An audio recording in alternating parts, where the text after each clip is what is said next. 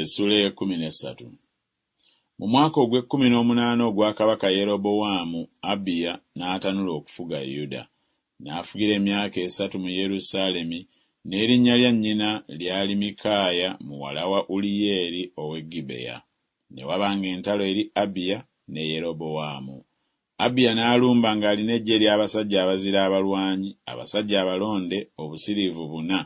Yerobowaamu n'asimba ennyiriri okulwana naye ng'alina abasajja abalonde, obusiriivu 8 ab'amaanyi abazira.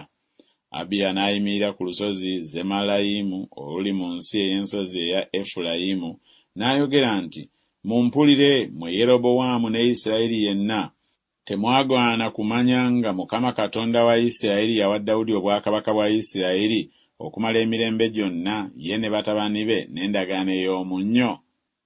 Naye Yerobowaamu mutabani wa Nebati omuddu wa Sulemaani mutabani wa Dawudi n'agolokoka n'ajeemera mukama we. Ne wakuŋŋaana gy'ali abasajja abataliiko kye bagasa, abaana ba Beriyaali abeenyweza eri Lekobowaamu mutabani wa Sulemaani, Lekobowaamu ng'akyali muto n'omutima gwe nga mugonvu, so nga tayinza kubaziyiza. Awo kaakano mulowooza okuziyiza obwakabaka bwa Mukama mu mukono gw'abatabani ba Dawudi, era muli kibiina kinene, era waliwo nammwe ennyana eza zaabu Yerobowaamu ze yabakolera okuba bakatonda. Temwagoba bakabona ba Mukama, batabani ba Alooni n'Abaleevi, ne mwerondera bakabona ng'empisa bweri ey'amawanga ag'omu nsi endala. Kale buli ajja okwetukuza ng'alina ente ento n'endiga ennume 7, oyo ayinza okuba kabona w'abo abatali bakatonda. Naye ffe, Mukama ye Katonda waffe, naffe tetumuvangako, era tulina bakabona abaweereza Mukama, batabani ba Alooni n'Abaleevi mu mulimu gwabwe.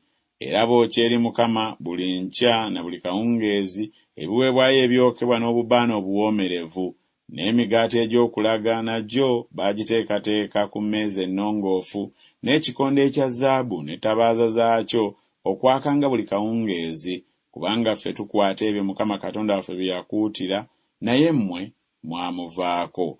Era laba, Katonda ali naffe, atukulembedde ne bakabona be nga balina amakondeera agalawa okugalaya okulwana nammwe.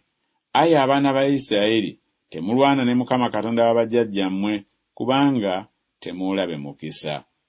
Naye Yerobowaamu n'abafulumya ennyuma abateezi, awo ne baba mu maaso ga Yuda, abateezi ne baba ennyuma waabwe. Awo Yuda bwe baakebuka, laba, olutalo nga lubafulumye mu maaso n'ennyuma. Ne bakaabira Mukama, bakabona ne bafuwa amakondeere. Awo abasajja ba Yuda ne boogerera waggulu, nga boogerera waggulu, olwatuuka Katonda n'akuba Yerobowaamu ne Isirayiri yenna mu maaso ga Abiya ne Yuda. Abaana ba Isirayiri ne badduka mu maaso ga Yuda, Katonda n'abagabula mu mukono gwabwe. Abiya n'abantu be ne babatta olutta olunene. N'okugwa ne kugwa ku Isirayiri nga battiddwa abasajja abalonde obusiriivu 5. Bwe batyo abaana ba Isirayiri ne bawangulwa mu biro ebyo, abaana ba Yuda ne basinga, kubanga beesiga Mukama Katonda wa bajjajjaabwe. Abiya n'ayigganya Yerobowaamu n'amuggyako ebibuga, Beseri n'ebibuga byako, ne Yesana n'ebibuga byako, ne Efulooni n'ebibuga byako. So Yerobowaamu teyafuna nate amaanyi ku mirembe gya Abiya, Mukama n'amulwaza n'afa. Naye Abiya n'afuuka ow'amaanyi, n'awasa abakazi 14, n'azaala abaana ab'obulenzi 22 n'ab'obuwala 16. Era ebikolwa ebirala byonna ebya Abiya n'amakubo ge n'ebigambo bye byawandiikibwa mu bitegeeza bya nnabbi Iddo.